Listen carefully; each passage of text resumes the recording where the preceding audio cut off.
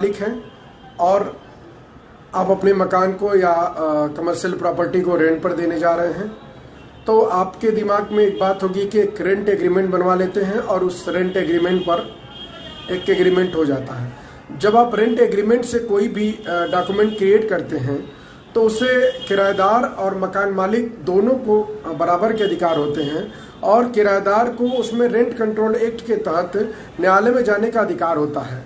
परंतु यदि आप एक लाइसेंस जनरेट करते हैं किराएदार को, तो किराएदार के पास लाइसेंस के अगेंस्ट कोर्ट जाने का राइट नहीं होता है। और अगर मकान मालिक या दुकान का मालिक यदि चाहे तो अपने लाइसेंस को टर्मिनेट कर दे नोटिस दे करके, तो फिर जो भी आपका टेनेंट है उसके पास बहुत सारे अधिकार नहीं बचते हैं।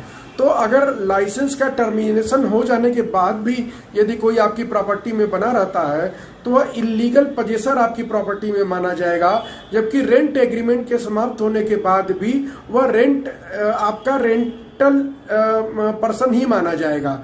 इसलिए यदि आप किराए पर अपना मकान या दुकान या अपनी इमूवेबल प्रॉपर्टी देने जा रहे हैं, तो जब दोनों विषय पर आप विचार करते हैं तो आपको ये करना चाहिए कि रेंट एग्रीमेंट पर देना है या लाइसेंस पर देना है, तो आप इसमें लाइसेंस को प्रीफर कर सकते हैं, क्योंकि रेंट एग्रीमेंट से बेटर होता है लाइसेंस। और लाइसेंस को आप टर्मिनेट करते हैं तो उसी दिन से, जिस दिन आप नोटिस देते हैं टर्मिनेशन का, उस दिन से वह व्यक्ति जो आपके प्रेमाइसेस में रह रहा होता है वह इलीगल मान लिया जाता है in the I of law. और कोई जानकारी यदि आप चाहते हैं कानून के किसी बिंदु पर, तो आप मुझे मैसेज करें इनबॉक्स में, मैं आपको बताता रहूँगा। मैं आपका दोस्त अधिवक्ता शशांक शेखर त्रिपाठी हूँ और वाराणसी में यदि आप चाहें तो मुझसे आकर मिल सकते हैं। मेरे चैनल को लाइक और सब्सक्राइब जरूर करें। धन्यवाद।